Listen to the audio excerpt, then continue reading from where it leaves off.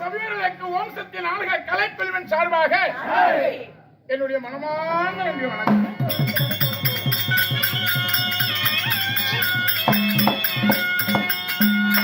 அமைச்சர்களே, சீராக இருந்திருக்கும் தெய்வ சபை, பாடும் சபை, பாடும் சபை, சீரான தெய்வ சபை, அப்பமார்கள் மருமகன் தாய்மார்களும் சபா சபா வேதம் என்று சொல்லப்பட்ட கணம் குணநலவான்கள் யாவற்று மேலும் நிறைஞ்சிருக்காங்க. வாஸ்தவம். கலையை ரசிக்கக்கூடிய கலைவாணர்கள், ரசிகர் மக்கள், தாய்மார்கள், சகோதர சகோதரிகள், உற்றார் உறவினர், பெரியோர்கள், அன்பிற்குரிய பாசத்திற்குரிய அன்பு நண்பர்கள் அனைவற்றையும் நிறைஞ்சிருக்காங்க. அனைவற்று பேருக்கும் மீண்டும் என்னுடைய முதல் நன்றி.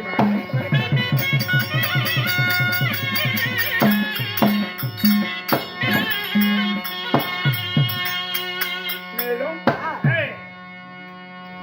அனைத்து இந்திய அண்ணா திராவிட முன்னேற்ற கழகத்தினுடைய புரட்சி தலைவர் எம்ஜிஆர் பாரம்பரியத்தில் வந்த புரட்சி தலைவி,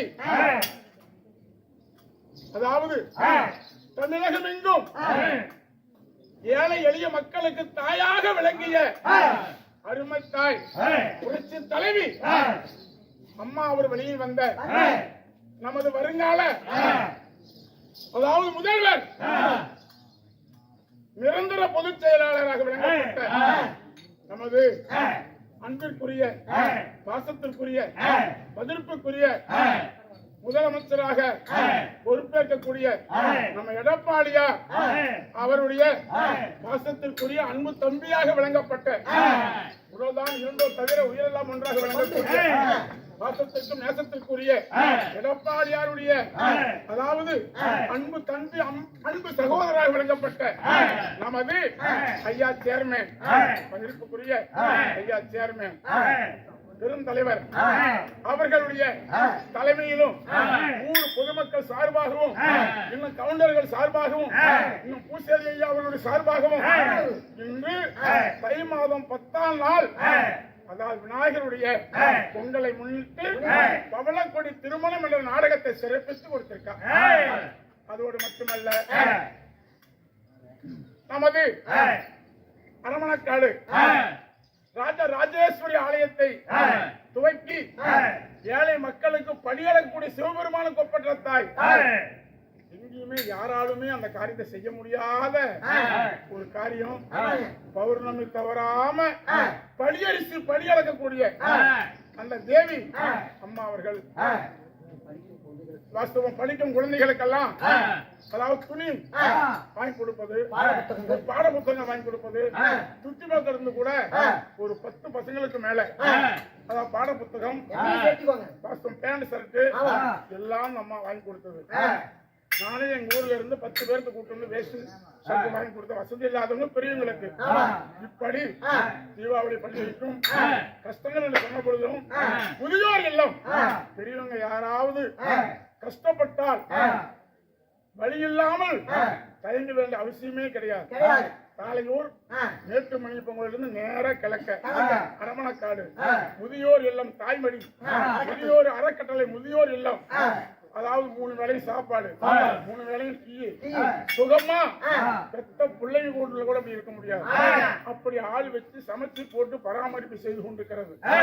ஆடு வச்சு பால் கறந்து அவங்களுக்கு டீ பால் கொடுத்து காப்பாற்றி கொண்டிருக்கிறது.